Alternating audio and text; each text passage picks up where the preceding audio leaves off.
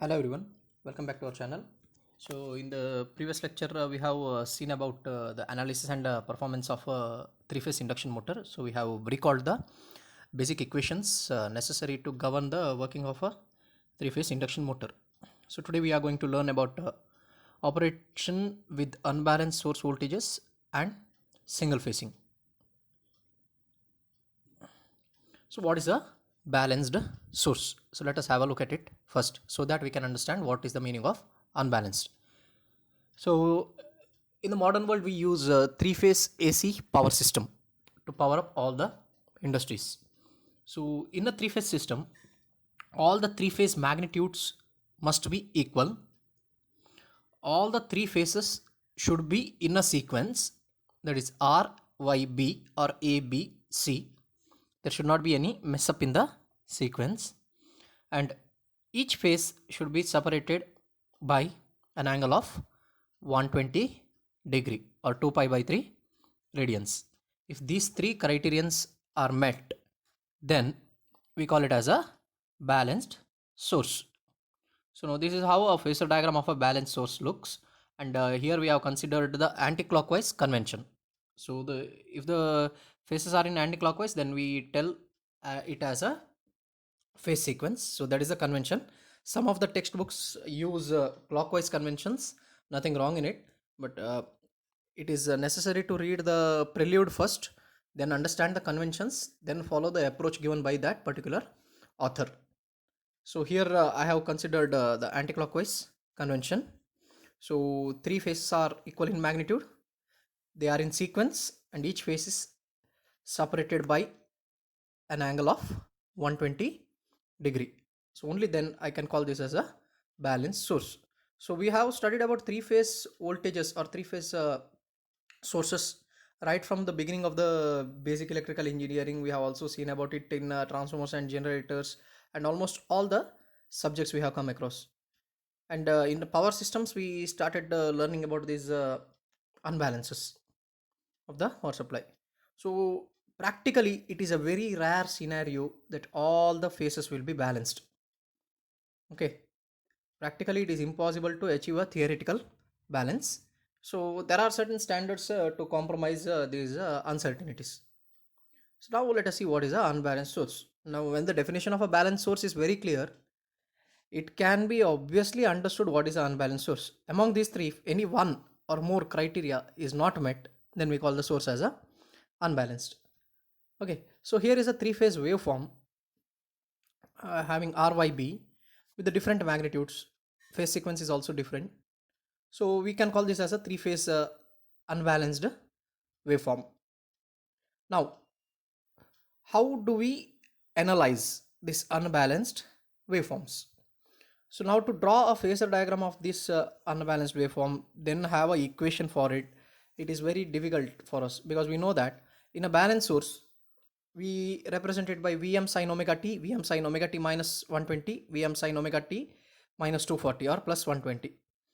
Now, there are various types of unbalances possible, and it is not possible to give a general equation using those three equation for an unbalanced source, because each and every time the magnitude will change, the phase angle will change.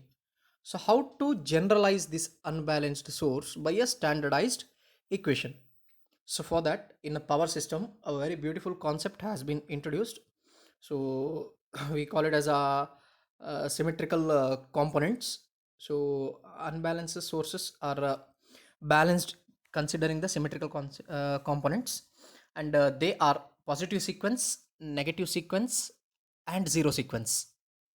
So positive sequence component is a component which is in phase with the source. If RYB is the phase sequence of the source or ABC is the phase sequence of the source, then the positive sequence vector will also rotate in the same direction with the same phase sequence and the same phase difference. The magnitude of this positive sequence vectors will be different. There is another set of voltages which is called as a negative sequence vectors. These set of vectors rotate in opposite direction to the source. So their phase sequence is reversed now. So instead of ABC, it will be ACB, or instead of RYB, it will be RBY. So the phase sequence is reversed. Okay, and there is another component called as a zero sequence vectors. So this will add up any DC shifts in the waveforms, whether a waveform is shifted up or shifted down. To balance these components, DC component we call zero sequence vectors help us. So there is no phase sequence for these zero sequence vectors. They just have a magnitude and a phase angle. They do not have any phase sequence. So now the combination of these three vectors with the suitable magnitude will give us the equivalent form of the unbalanced waveform. So there are certain standardized equations for it. Let us have a look at it. So operation with unbalanced source voltages and single phasing. So that is the topic of our interest today. So effect of unbalanced voltages on motor performance to be known. Suppose there is some fault in the power system. It is true that there are fault detectors, relays are there, circuit breakers are there to operate. But before they operate, what exactly happens? Because it is true that the operation or detection of the fault and operation of circuit breaker is not instantaneous. There will be a small time lag in terms of milliseconds, microseconds, or nanoseconds. In that small duration, what happens to the performance of the motor? Because in industry we know that motor is connected to loads. So load may be various manufacturing processes. So there are certain motors which are very high speed, rotating at 30,000 rpm, etc. And these nanoseconds of error in the performance may cost certain damage to the industry with respect to the finance. So what are these effects? That has to be known. So motor terminal voltages sometimes may be unintentionally unbalanced for speed control. So this particular point we shall discuss in our later videos when we learn about the speed control using drives for a three-phase induction motor.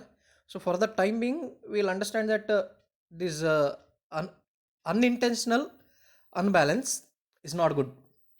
Intentionally to unbalance it, we should have a very strong control, because we should know the performance first.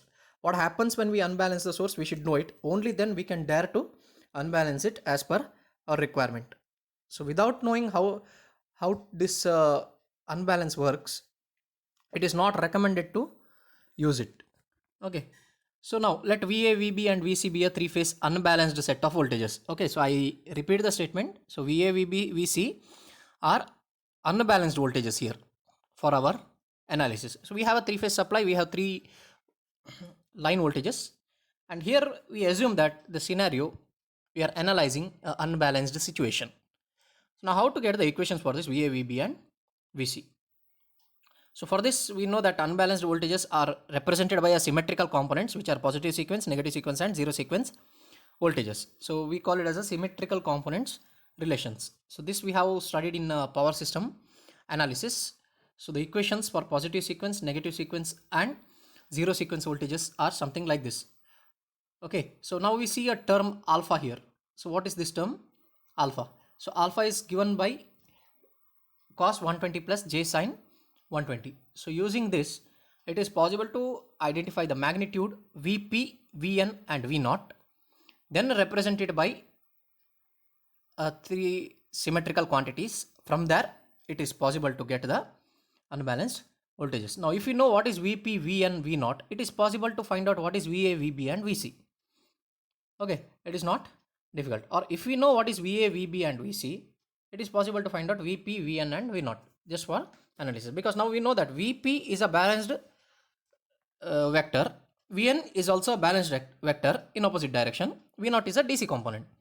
So effect of this Vp and Vn can be studied, because Vp creates all the forces in the direction of the source, that may be the rotating magnetic field or whatever, and Vn creates a rotating magnetic field in the opposite direction of the original field. So this helps us to understand how the performance will be altered. So I am giving a small exercise to my viewers here so that you can have a real feel what exactly is this. I am giving you three phase unbalanced voltages. Okay, VA, VB, and this last one is VC. Okay, so VA, VB, and VC. These are the magnitudes which I am giving, and I want you guys to calculate VP, VN, and V0 using these equations. Okay, so remember VP, VN, and V0 is a magnitude. Okay, so then I want you to draw the phasor diagrams for the same. So how to draw the phasor diagrams? So VP magnitude we get, draw three vectors separated by 120 degree in the original phase sequence. VN magnitude you will get, draw three vectors with the opposite phase sequence, and V0 you will get the magnitude, draw it as a DC component. Okay, so that's all I want you guys to do. Okay, so VP, VN, and V0 I want you guys to find out using these three. So this is a simple exercise I am giving you. Even though this is not related to this particular concept here, if you do this you will get a real hold of the subject very easily. So let us proceed.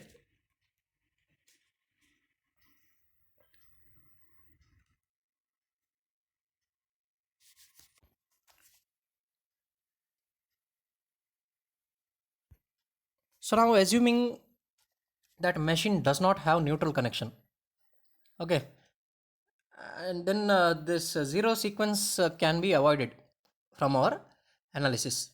That is, the neutral is not connected to a separate terminal. Instead, the star connection is just a junction, and no leads are being taken out from that point. Then we call it as a open neutral system. Then we can avoid the use of sequence component, and industrially usually these motors the neutral remains open because from the different locations we have to connect that neutral back to the source. It is difficult. Instead of that we can keep an open neutral and keep it as a isolated. Okay, so this simplifies our analysis because we are among the three symmetrical components we are avoiding one. So performance calculations for positive and negative sequence to be calculated separately. It is not possible to calculate the entire performance at once. So first we calculate all the performance analysis with respect to positive sequence components. Then we calculate with respect to negative sequence component. Then using the principle of superposition theorem, we calculate the net effect of these two. Okay, so positive sequence components give rise to the establishment of air gap flux waves rotating at synchronous speed in forward direction. Okay, I repeat the statement. Positive sequence components or positive sequence voltage gives rise to rotating magnetic field rotating at a synchronous speed in forward direction. So the sign conventions of the speed and torque forward and reverse we have considered in DC motor drives. Same holds good for induction motors also. So now here is the equivalent circuit which you have seen in the previous video. Same circuit I have retained here. Using this circuit, I am finding out the equations for IR and torque. So instead of IR dash, I am assuming that this V source voltage is a positive sequence voltage. So because of positive sequence voltage, what is the current in the rotor? I am trying to find out. So that I have notated it as IR dash P. So that is a positive sequence rotor current per phase. So IR dash P is the positive sequence rotor current per phase. So if we know what is the current equation, it is possible to find out what is the torque. So this is the positive sequence torque or torque due to the positive sequence rotor current. Okay, so observe the changes, compare it with the equations which we have seen it in the previous video. So this is a small exercise, I am leaving it back to the viewers. Okay, so these are the equations. So getting these equations we have studied already in induction motors in electrical machines. Okay, from the equivalent circuit how to derive this equation that we have seen, and it is explained in the previous video. So now I am finding out positive sequence and negative sequence components. This is how I found out positive sequence current and torque. Next, using the same circuit, let us see what is the negative sequence components. So the negative sequence voltage gives rise to a air gap flux wave rotating at synchronous speed in reverse direction, because negative sequence components have a reverse phase shift. Okay, so then this is the reverse direction. The air gap flux due to the negative sequence components will rotate in reverse direction. So the negative sequence slip is given by the equation minus omega ms minus omega divided by minus omega ms. So this corresponds to a slip of 2 minus s. So now we know that these rotate in reverse direction, so that is why that negativity is introduced. Next, the negative sequence rotor current is given by this particular equation. So that note down that term 2 minus s properly. So this gives rise to this term. So this is from the previous equation. Wherever there was s, we have replaced it by 2 minus s. So then from this, the negative sequence torque will be negative. Okay, so we get that negative sequence torque is negative because the omega ms term is negative here. So what is the meaning of negative torque? So it means that it is pulling back the rotor, or it is opposing the movement of the rotor. So negative sequence components are harmful for production of torque. So now we know what are the positive sequence and negative sequence rotor currents. Let us see what is the resultant of this. So these two currents are vectors and they have both direction and magnitude. So we are finding the net magnitude of the rotor current using the equation shown. That is square root of positive sequence current square plus negative sequence current square. Okay, so this is the effective rotor current referred to the stator side. It is the net current because of positive sequence and negative sequence component. But torque is not a vector. Torque is a scalar quantity, so we can directly add it up, positive sequence and negative sequence components, and negative sequence component is a negative value. So this is how we get the torque equation. Let us retain the equation as it is. Let us not simplify it now, because while solving the numerical we can solve it very easily using our calculators. So let us retain the equation here itself. So torque speed characteristics of a three-phase induction motor. So we know what is the shape of the original torque speed characteristic. So here positive sequence torque is shown, and here is the torque due to negative sequence. The net torque is the using the superposition theorem. So this is negative and this is positive. We can see it on the x-axis as well, because left of the x-axis is negative components. So this is how we get the resultant torque. So torque is reduced because of negative sequence components. Next concept is a very small one, that is a single phasing. So when a supply to one of the phase fails, we call it as a single phasing. In a three-phase system, if one of the phase is open circuit or maybe the phase, then we call it as single phasing. We don't call it as a two-phase. We call it as single phase for a particular reason, because one path becomes forward path, another path becomes the return path for the current. Because as per Kirchhoff's current law, we can know that current entering the node should be equal to current leaving the node. So even though there are two phases connected, at a given point of time, current will enter to the motor windings from one phase and leave it from the other phase. So that is why we call this concept as single phasing. We don't call it as two phasing. Okay, so this is one of the extreme case of unbalancing. That is one of the phase voltages or current being zero and other two having a maximum values with certain phase difference. So this is called as a worst case of unbalancing. So in this case, the positive sequence voltage will be equal to negative sequence voltage in magnitude, and this positive sequence slip will be equal to negative sequence slip at zero speed. So now you might have a question: if positive sequence and negative sequence voltages are equal, then the rotor should not rotate. It is very true. If the motor was at rest and single phasing occurs, the motor will not rotate. But when a motor is already rotating and then single phasing occurs, then we have to analyze what is the scenario. So we can see that net reduction torque is very much compared to the previous graph. We can see that there is a greater reduction in the torque because of single facing, which is not good for the motors. So what are the effects of this unbalanced sources? It is true that we have seen the torque speed characteristic. We see that there is a reduction in the torque. Okay, what other things are there involved in this? So to understand this, we have to recall a concept of torque, how induction motor torque is obtained. So interaction between the rotor current and the air gap flux. So this torque is a cross product of rotor current and air gap flux. So positive and negative sequence flux are present here. Okay, we have positive sequence torque, negative sequence torque. We have positive sequence flux and negative sequence flux. So four components are present. Okay, current and flux. So when four components are present, there are four interactions possible. That is a positive sequence flux interacting with the positive sequence current. We call it as a positive sequence torque. We have negative sequence flux interacting with negative sequence current, and we call it as a negative sequence torque. These two equations we have seen, positive sequence and negative sequence torque equation we have seen. Now there are two more small parameters which we have ignored in our calculations. So that is positive sequence flux interacting with negative sequence current and negative sequence flux interacting with the positive sequence current. The torque because of this is pulsating in nature and their average value will be 0. That is, they will cancel out each other. Okay, so that means two torques are pulling the rotor in opposite direction at the same instant. So their effect may be neutralized, but these torques are present in the rotor.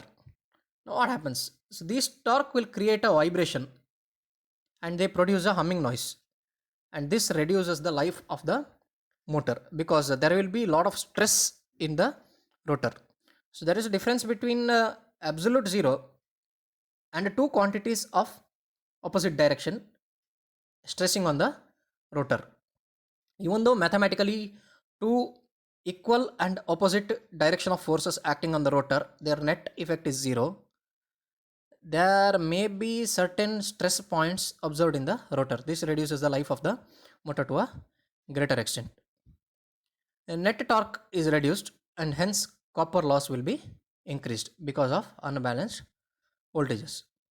So thus unbalanced operation reduces the torque capability and efficiency of the motor.